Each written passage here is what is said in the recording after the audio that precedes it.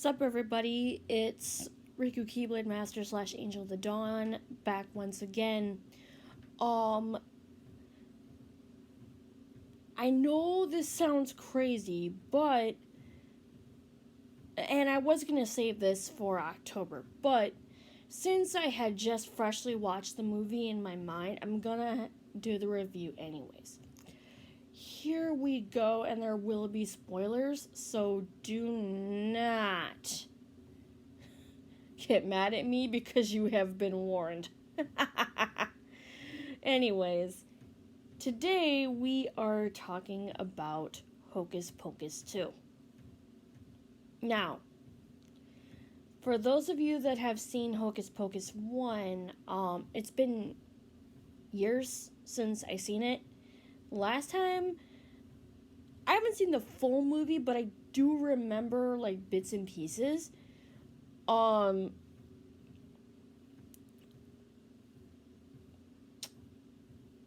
boy, here we go. So, to start off, we get a really unique take on the Disney logo. And it starts off normal, then it goes into dark and spooky, which is really great. I love dark and spooky. And, the crazy thing is it starts summarizing where the first one what the first one kind of was about. We go all the way back to the Salem witch trials, where the Reverend wanted Winifred, the eldest of the three sisters, to marry his eldest son. But she fell in love with someone else.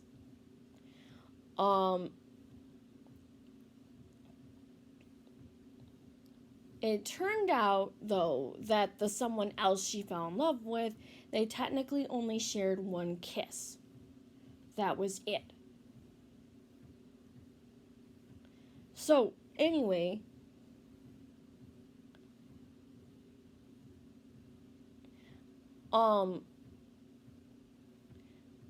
so she says no, and then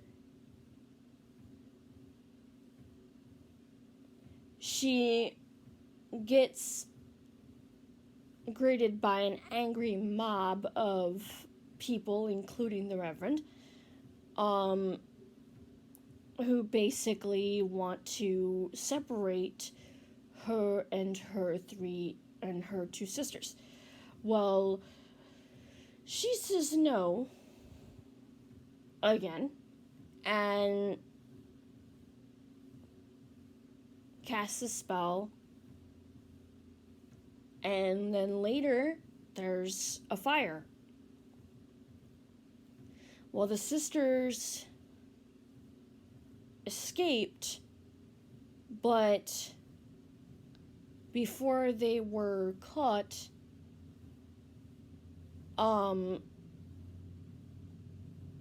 they enchanted a spell to curse the entirety of Salem. And then fast forward to modern day, where there are three friends, and things get a little topsy-turvy, so yeah. One of the friends is about to turn 16, and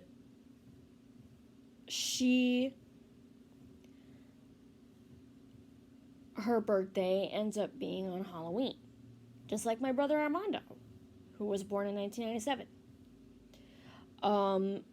Which was like literally,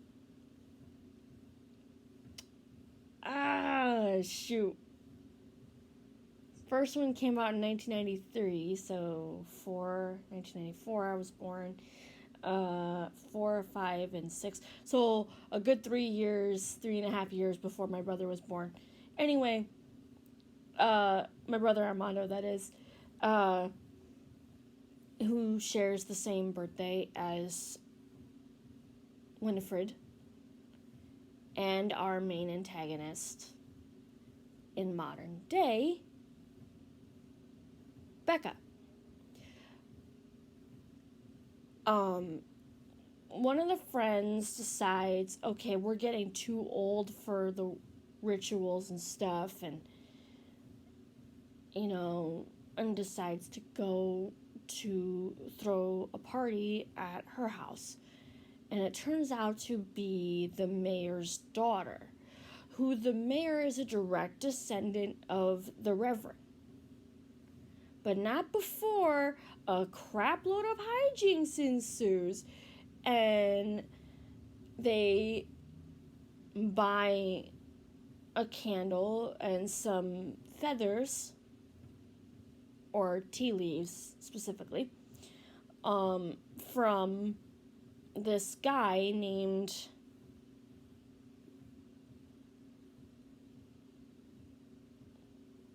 Hilbert. Dang it. I can't remember the name. Anyway, Filbert, I think.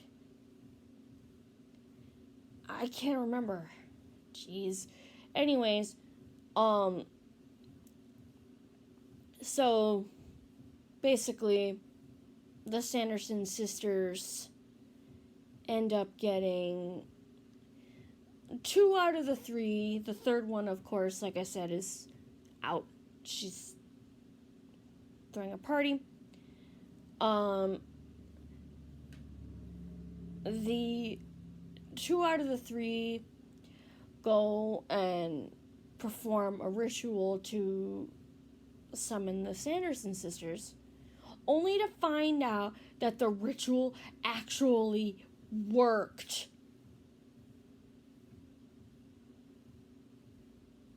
And at first, they're like, oh snap. It actually worked. Then they found out that obviously these guys were trying to kill them so they could stay alive. And it's crazy.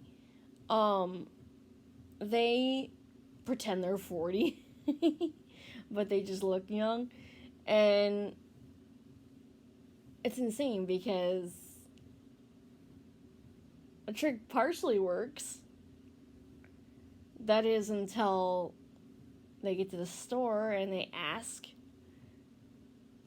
one of the store clerks in the makeup aisle how many children's souls were used to brew the makeup. And the store clerk says none. And that's when they realize, we've been tricked. But we're gonna try the serum anyway.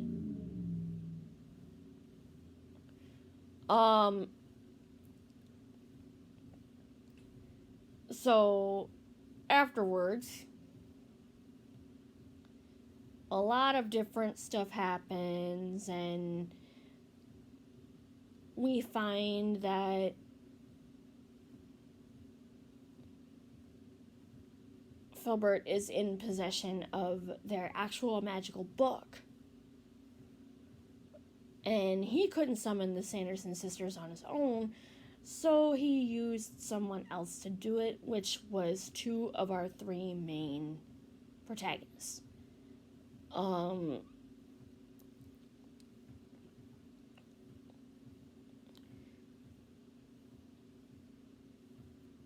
Becca, Cassie, and I forget the other girl.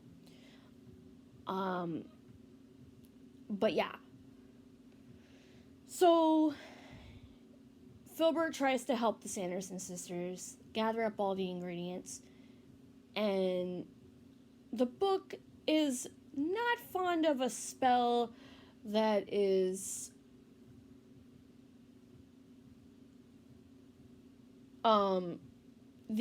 that gives the witch the ability to be all powerful, because there is a price to be paid, and no one wants to listen to the warning.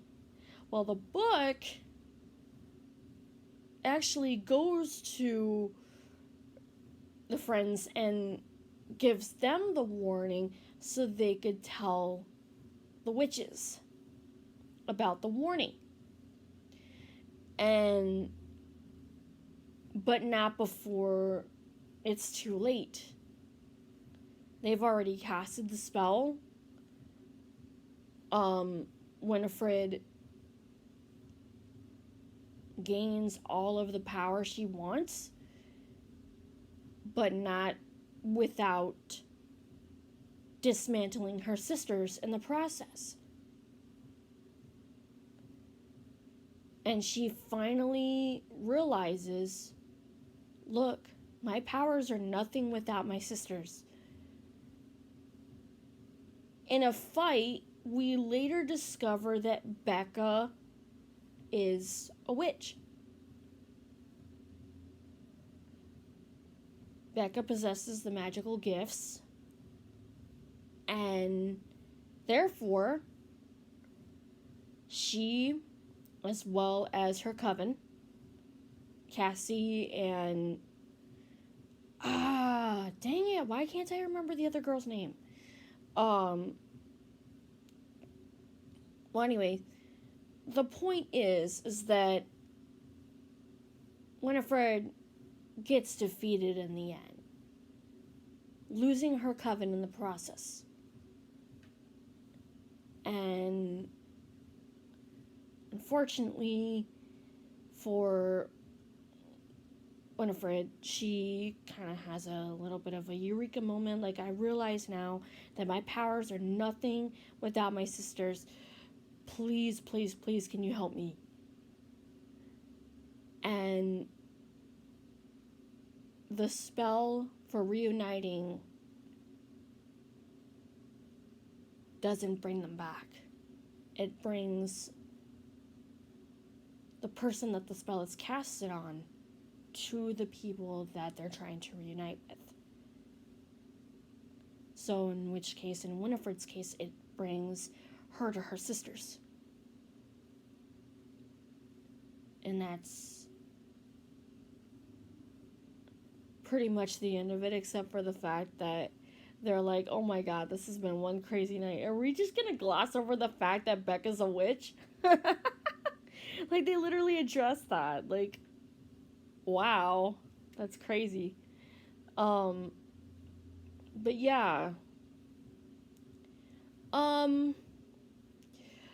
I gotta say, though, since they really didn't have their own original soundtrack like the first one did, well, the first one borrowed some songs too, but had their own original ones attached to it.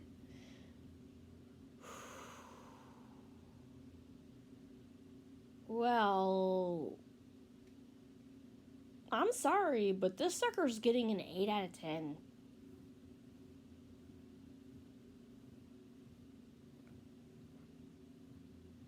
Seven if you include the fact that, literally the issue of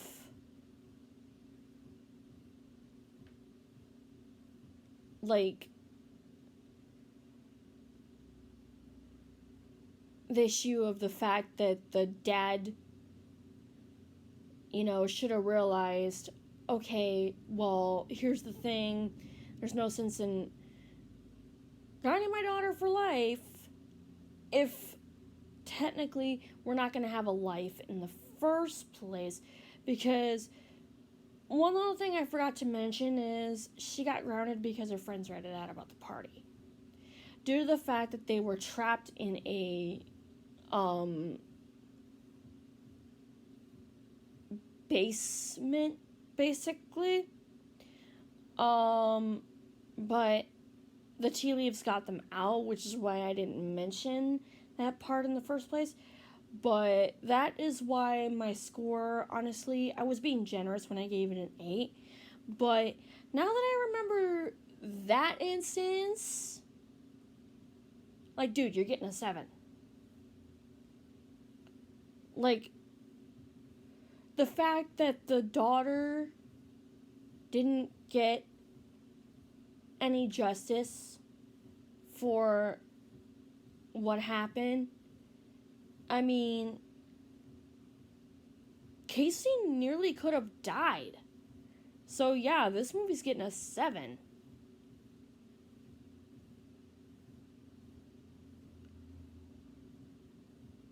Honestly. Because of the fact that the dad didn't realize, okay, this has been one crazy night, but I was just attacked by actual witches, so there's no point in I should apologize to Cassie. You know, if he had apologized to Cassie, then yeah, I would have given this movie an 8. But since they glossed over that, and that wasn't there, and the dad didn't apologize to Cassie, well, yeah, you're getting a 7. So 7 out of 10, which would equal, let's see,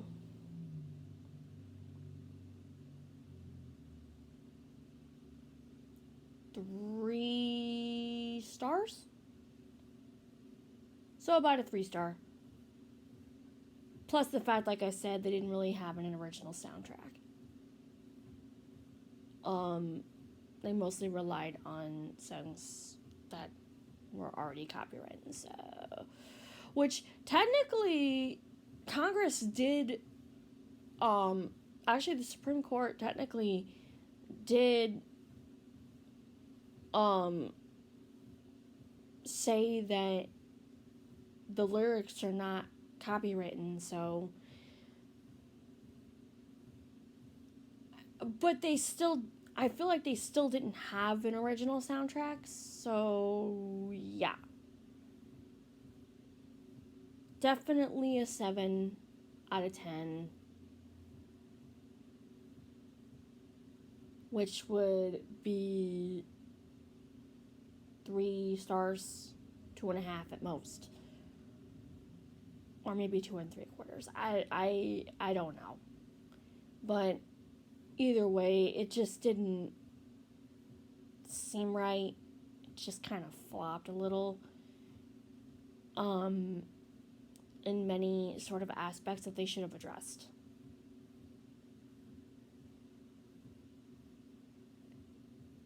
But yeah.